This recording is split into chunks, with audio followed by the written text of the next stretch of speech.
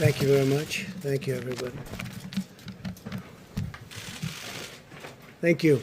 We've had a tremendous week uniting the country in our fight against the China virus. I've reminded people of the importance of masks when you can't socially distance in particular. A strong message has been sent out to young people to stop going to crowded bars and other crowded places.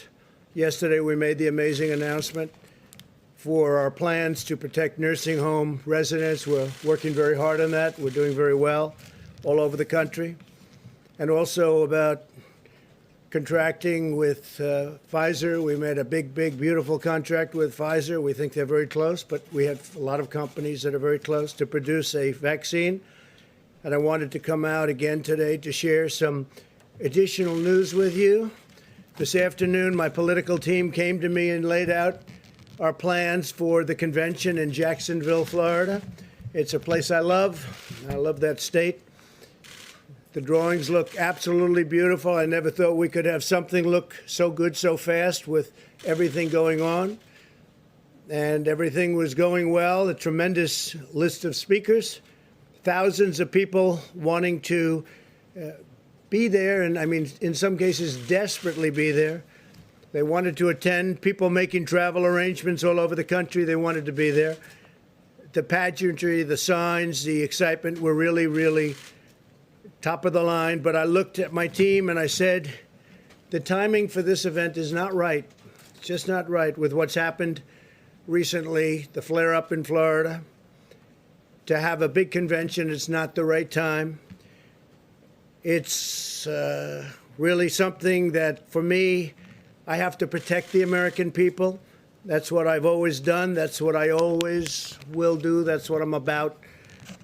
They said, sir, we can make this work very easily.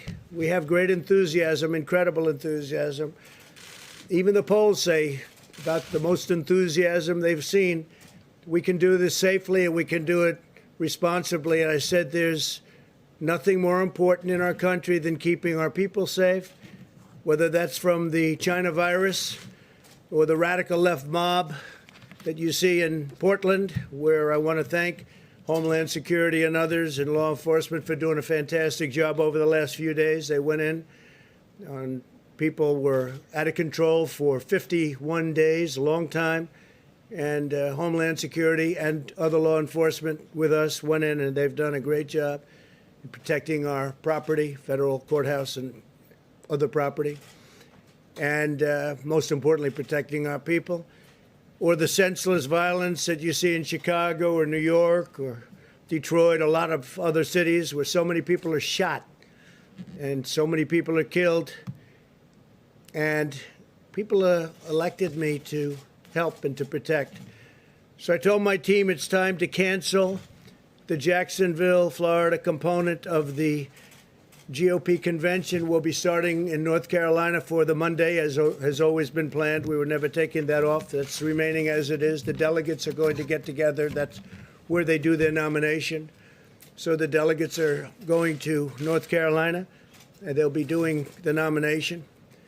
And we're going to do some other things with tele-rallies and online the week that we're discussing, which will be really good. I think we're going to do it well. And I'll still do a convention speech in a different form, but we won't do a big, crowded convention per se. It's just not the right time for that. I care deeply about the people of Florida and everywhere else, frankly, in this country and even in the world, who would be coming into the state, and I don't want to do anything to upset it. They'll be doing very well very shortly. We're going to put some maps up of the country behind me, and you'll see that the area that we're talking about is a hot spot. You'll also see a lot of the country has no problem whatsoever, most of the country, actually. So I'm always going to take care of you, so that's the way we're going to do it. I've spoken to Governor DeSantis and informed other political leaders. I want to thank the Jacksonville community and its great mayor. He's a great guy, really great guy. They wanted it so badly. And all of the other political representatives in Jacksonville and in Florida. and just very special people, a very special group, and they were there for us 100%. Today, I want to provide an update on the actions we're taking to support the safe reopening of America's schools. Parents around the world who have had their children home for the last few months have a greater appreciation for the fact that teachers are essential workers, that they're essential to our children's future. Our goal is to protect our teachers and students from the China virus while ensuring that families with high risk factors can continue to participate from home. Very important. The American Academy of Pediatrics has released guidance recommending that schools reopen. It said, quote, lengthy time away from school and associated interruption of supportive services often results in a social isolation, making it difficult for schools to identify and address important learning deficits, as well as child and adolescent physical and sexual abuse, substance abuse, depression, and suicidal ideation. This, in turn, places children and adolescents at considerable risk of morbidity and, of some cases, mortality. Beyond the educational impact and social impact of school closures, there's been a substantial impact on food security and physical activity for children and for families. So that's very important. And there's a highway, it goes both ways. The National Education Association recently stated, despite the momentous efforts of educators during the pandemic, online learning has never been an effective replacement for in-person learning and support. Being at the school, being on the campus is very, very important. One study estimates that due to school closures last spring, the average student will begin this school year roughly 35% behind in reading compared to the typical year, and more than 50% behind in math. That's a big statement. According to McKinsey & Company, learning loss will probably be greatest among low-income Black and Hispanic students. They're the ones that are hit the hardest. We don't want that happening. 30 million American students rely on schools for free and reduced meals. Over 70% of the students who receive mental health services do so through their schools. According to HHS, 1 in 5 reports allegedly having to do with child abuse. They have neglect, and these are neglect and neglected cases are submitted by education personnel. So people in the education world on the premises will be the ones that report neglect and other problems when they see the children. They know if they've been neglected, they know if they've been hurt or harmed in any way, whether it's at home or someplace else, but they see this at school. You don't get to see that if you're not going to school. It's a big thing. Fortunately, the data shows that children are lower risk from the China virus very substantially. When children do contact the virus, they often have only very mild symptoms or none at all. And medical complications are exceedingly rare. Those that do face complications often have underlying medical conditions. 99% of all China virus hospitalizations are adults, and 99.96% of all fatalities are adults. That means that children are a tiny percentage, less than 1%, and even a small percentage of 1%. In a typical year, the flu results in more deaths of those under 18 in the United States than have been lost thus far to the coronavirus. Many different names, many different names. The life of every child is sacred and must be protected. Our sole focus is the health and well-being of America's children. I have a very, very special person who loves children, who's I think one of the greatest athletes of all time. A lot of people say the greatest pitcher of all time, known as a relief pitcher, could have been whatever he wanted. Some people, he is the greatest reliever of all time by far, substantially more saves than anybody else. In fact, he got the Presidential Medal of Freedom recently. And I'm reading off these stats. I knew he was the best. I knew he was great, but I didn't know it was almost double anybody else. But he's a man who loves children, has children, loves children, works hard with children. We're going to go outside and be with some little leaguers. Mariano Rivera, you know, he's the Sandman, right? My wife said, darling, why do they call him the Sandman? I said, you know, they play the song. He just puts the batters to sleep. And that's exactly what happened. So having Mariano here is a great honor. Thank you very much. I was talking about children in schools, and there's nobody that's done more than you have. Thank you very much, Mariano. Fantastic man. Given these considerations, we believe many school districts can now reopen safely, provided they implement mitigation measures and health protocols to protect families, protect teachers, and to protect students. And we do have to protect the teachers and the families also. We have to remember that. All families should be empowered to make the decision that is right for their own circumstance. This is especially important if a child has underlying health conditions or lives with a parent or grandparent who's at higher risk. In cities or states that are current hotspots, and you'll see that in the map behind me, districts may need to delay reopening for a few weeks, and that's possible. That'll be up to governors. The decision should be made based on the data and the facts on the grounds in each community, but every district should be actively making preparations to open. Again, the children obviously have a very strong immune system, maybe even as strong as yours. They seem to be able to fight it off and not have a problem.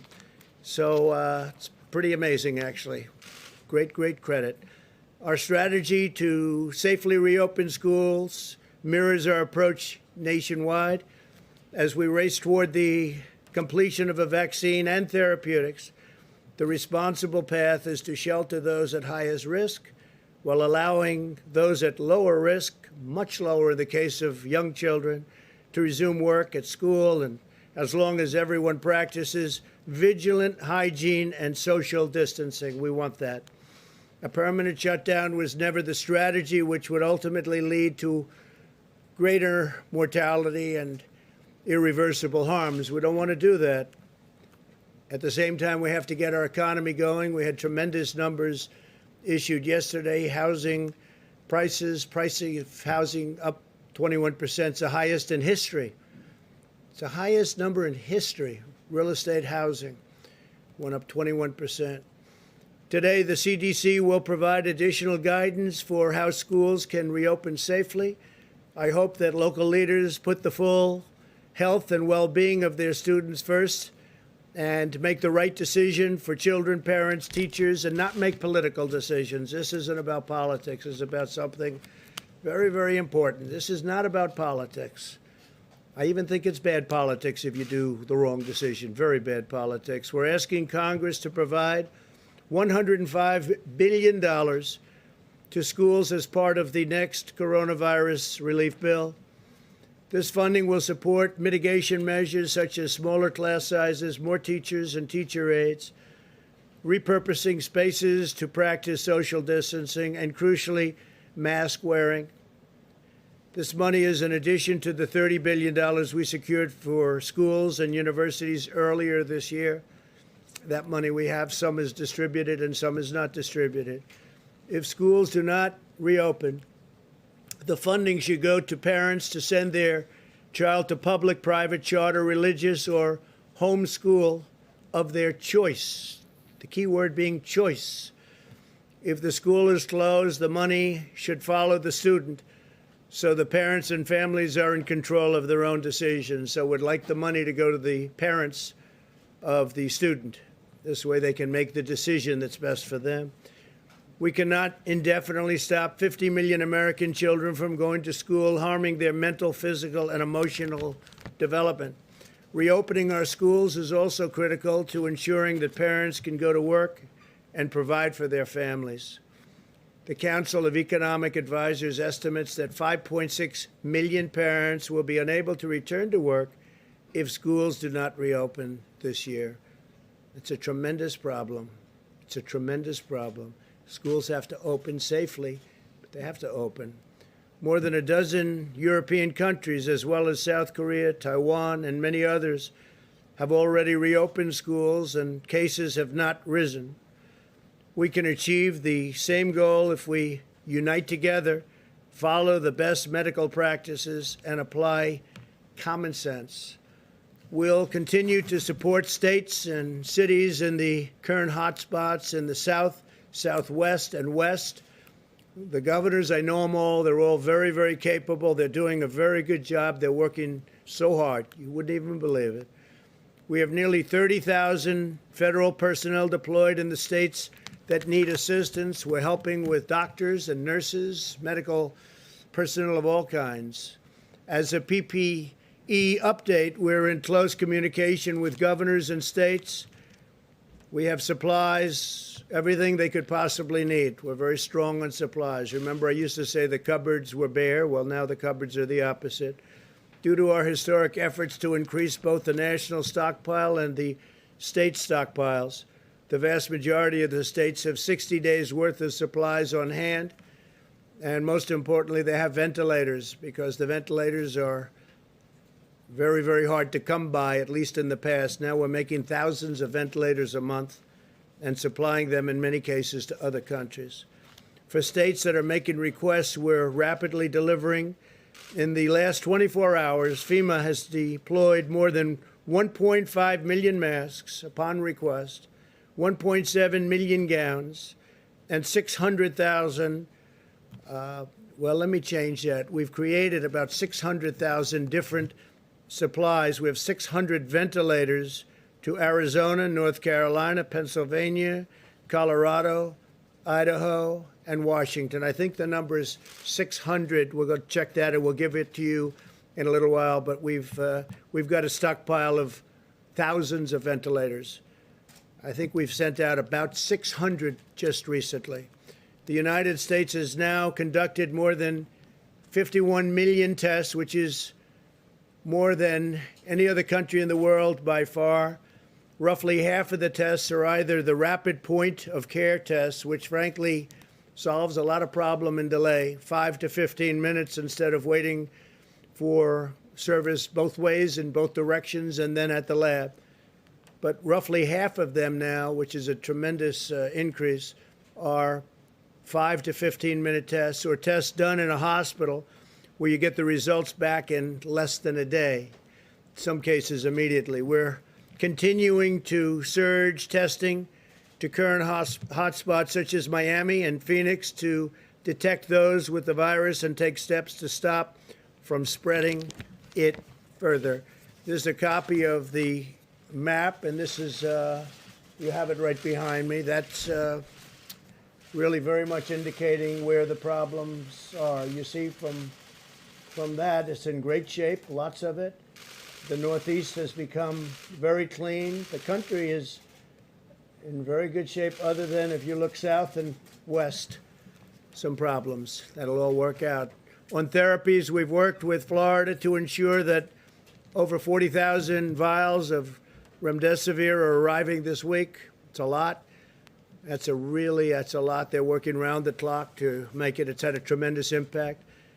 We've also shipped thousands of vials to Arizona, California, and Texas over the past 2 weeks. Arizona's doing very well. It's heading down. The numbers are heading down, I think, very quickly. Governor's done a great job. They've all done a great job. They've all done a great job, working hard. We'll continue to monitor the areas rising and with respect to cases, and we ask all Americans to exercise vigilance, practice social distancing, wear a mask, do whatever is necessary so we get rid of this horrible situation, this horrible disease that was sent to us by China. It should not have been sent. They should have stopped it. They could have stopped it. They didn't. And the entire world has gotten infected. And a lot of countries are going through a lot right now. This morning I spoke with President Putin of Russia, and they're going through a very hard time with this, in Moscow in particular. I spoke to the Crown Prince, Saudi Arabia. They're doing well, but they're going through a lot. Everybody's going through a lot. Yesterday I spoke to the heads of 4 different countries. All 4 are going through a lot, going through a hard time. This could have been stopped. It could have been stopped quickly and easily, but for some reason it wasn't. And we'll figure out what that reason was. So with that, if you have any questions, please. On the convention, were you simply not convinced that you could keep people safe at the convention? I just felt it was wrong, Steve, to have people going to what turned out to be a hot spot. You know, when we chose it, it was not at all hot. It was free. And all of a sudden, it happened quickly. It happens quickly. And it goes away, and it goes away quickly. The key is we wanted to go away without a lot of death, without a lot of problems. And we're learning so much about the disease. That's why we're very cognizant of nursing homes. We're watching them very carefully. And people over a certain age, and especially people over a certain age with diabetes or heart disease in particular, but with a problem. So we didn't want to take any chances. So we had a lot of people. We have the delegates want to be there. We're going to do a fairly reasonably quick meeting in North Carolina. The nomination will be produced. And then we'll announce what we're doing, how we're doing it, whether it's something that's done online, I guess you could call it online. So there can be nothing like our last convention. Unfortunately, that was a great convention and in a great place, as you know. We had a great time in Cleveland. But it's a different world, and it will be for a little while. We want to get the world back to what it was, and I think we'll have that, including great job numbers, including so many things that are happening so positive. I have to say the stock market is close to records. For Nasdaq, it is a record. It's already exceeded its highest numbers. But we want to get our country back to what it was. So would your acceptance speech be from the White House, and are you worried? We haven't said that yet, Steve. We'll have that. We'll probably announce that over the next few days. Are you worried this might dampen enthusiasm for you? Look, we've done a great job. We built the greatest economy in the world. Nobody close. Not China, not anybody.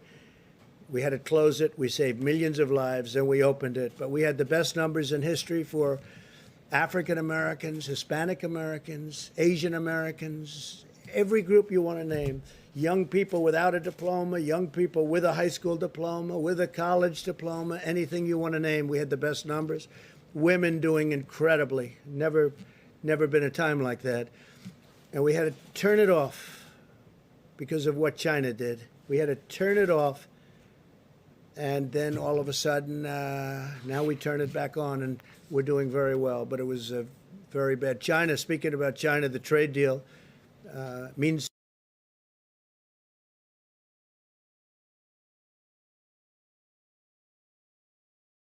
record corn day. They purchased more corn than any order ever. And that went on for 2 or 3 days, and soybeans and all. But it just means much less to me. Can you understand that? Just means much less to me. Please, go ahead. Thank you. What was the one thing, if there was one thing that changed your mind about the convention, and did Florida officials ask you to cancel it? No, they didn't. We're dealing with them, but they didn't. I would just say safety. Just safety. I could see the media saying, oh, this is very unsafe. I don't want to be in that position. It's safety, not because of the media, but that's what they would say. And we'll have a very nice something. We'll figure it out. It'll be online in some form. Maybe it'll be something even a little bit different. We have time. You know, we're talking about the end of August. But I think it'll be something that will be exciting. But there can be nothing like having 25,000 people. We had a tremendous thing planned tremendous convention planned in North Carolina. And it would have been very good, but a much smaller version in Florida. But then we saw what was happening pretty quickly. We saw that the virus was coming up that coast. So, do you think it's an acknowledgement of the severity of the situation in Florida? No, I think it's going to come and go. It will. I mean, you take a look at some of these locations. We're heavily infected. I mean, to a point where Deborah and I were talking that, you know, when you look at what happened in New York and what happened in New Jersey and other places, and now you're looking and it's gone. Hope it stays gone. I think it will. But we have to be vigilant. We have to be careful, and we also have to set an example. I think setting the example is very important. It's hard for us to say we're going to have a lot of people packed in a room and then other people shouldn't do it. Don't forget, we're talking about schools, and we want them to be vigilant, and we're saying open, and then we're saying, here you have a big room. But I also, if you notice, I said where bars are crowded, where other things are crowded. Well, there's nothing more crowded than a convention. A convention, I mean, you've seen them. And even though you try and keep people away from each other, it's just not that kind of a thing. They probably can't do that. It just doesn't work for them. So it's a very hard. So I think we're setting an example by doing it. It's very important. Yeah, John. Mr. President, if I could come back to school openings. You talked about money that Congress is looking at to help schools who want to reopen. If a school wants to reopen but is concerned about testing, would you consider directing some of that money toward testing for either a school district or even individual schools, if that's what it took to open the schools? Yeah, I think so. I mean, a lot of people feel differently about testing. We talk about it a lot. When we have 50 million tests plus, and we broke the 50 million test mark.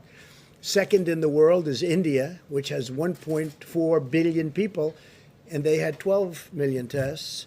And other countries that are very big had 2 million tests. And some countries essentially only test if you're sick and walk into a hospital or walk into a doctor's office, or you're literally really sick. They essentially don't do tests unless you're sick. And I understand that too. So, yeah, if they feel that that's what they want, that would be fine. You would tell Congress, you would encourage Congress to pay for testing for school I would if they want. Again, we've done 50 million tests. There's nobody even close in the whole world. You look at our mortality rate, you look at our death rate, you look at different statistics. We're doing very well, but one death is too many. This should never have happened. This should never have been allowed to happen from China. Also, Mitch McConnell's office just put out a statement a moment ago about the Phase 4 relief package, CARES 2, saying, quote, it's tailored precisely for this phase of the crisis, yet it does not include your payroll tax cut. So do you believe it's perfectly Yeah, I'd like to tailored? see a payroll tax cut. I think it's great for the workers. The Democrats would never have gone for it. They don't want it. They're not big into the workers, I guess. And based on that, I told them last night, I told the Republicans who have been working very hard on this, I'll tell you, and they want what's right for the country. And hopefully the Democrats ultimately will. But I said, I think a payroll tax would be good, but you're not going to get it from the Democrats. We need their votes, as you know. It's not like, we have a majority, but it's not enough that's why I guess we have an election coming up. So you still need Democrat votes, and we're not going to get the Democrat votes on that. So I'd like to see it. I think it would be very good for the workers. But if we're not going to get their votes, I guess we have to go on to the next thing. A payroll tax cut would have been very good. And maybe something happens. Yes, please. You talk about setting an example on Jacksonville, but I just wonder, some people are going to take away from this the lesson that you're pushing too far, too fast. It seemed for a while the numbers were going up in Jacksonville and you were going to have a problem there. This comes up at a time you're pushing for schools to reopen. You have the opening of the Major League Baseball season. Isn't the example of Jacksonville that we're pushing too fast? Well, baseball, as an example, we were discussing it a little while ago. You're going to be at an empty stadium. I've agreed. Randy Levine's a great friend of mine from the Yankees. He asked me to throw out the first pitch, and I think I'm doing that on August 15th at Yankee Stadium. And I say, how's the crowd going to be? And, it's like you don't have a crowd. There is no such thing. It's going to be interesting, Mariano. He's not used to that. I've been at many games. He walks in, the place goes crazy. I think it'd be just as good without the crowd. You were just born with it, Some people are born with it. I don't know if this is only for the baseball players, but I've never seen a pitcher throw a ball where so many bats were broken as Mariano. He's got the all-time record. I said, how do you do that? He said, parents. Great parents, when you get right down to it, right? How do you do that? It's called parents. Just to finish, I think that we have to all set examples. I think Major League Baseball is setting an example by playing to empty stadiums, and so are other sports. You see that. Now, then they'll allow a certain number in. I see golf is now, soon will be allowing people to come in percentages, and all of a sudden we want to get back to normal. The key is to get back to normal, because nobody wants to see this. But I think it's really good that baseball's opening. It looks like football's opening. It looks like sports are opening. It's a tremendous thing psychologically for our country.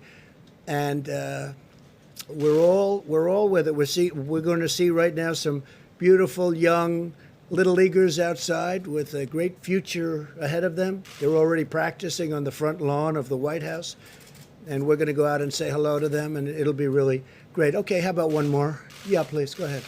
President Trump, the Washington Post earlier today reported that one thing holding up the GOP coronavirus bill is the White House asking that it include language regarding the FBI building in downtown Washington, D.C. Is that true? I don't know that they're putting it in this bill, but I know they want to have a new FBI building. This one is very old, and it's really was never built to a very high standard, as you probably have heard, and it's got a lot of danger involved, and panels falling off the outside and pieces of concrete falling off the building. And they want to build it at the site that they have it. They had options very far away from Washington. And I said to them, frankly, you have to be near the Justice Department. There's nothing better than the site. The site they have now is better. But they were looking at sites in Maryland and Virginia and different places, but they would have been too far away. So I have been encouraging them to build it, and if you have a choice. You can renovate the existing building, but it's not a good building, or you could take it down and build a great building for the FBI for 100 years and have it be incredible, even with tracks on top. They're talking about, we have, because FBI people like to work out a lot, and you could have literally quarter-mile tracks on top. It's a very big site, very wide site. So I think the best idea would be to build a new building, and that way you have it for a long time. Renovation can never be as good as a new building in that case. I know they're talking about it, whether or not they put it in this bill or someplace else, but the FBI needs a new building, and we'll get it done. Thank you all very much. Thank you. Thank you very much.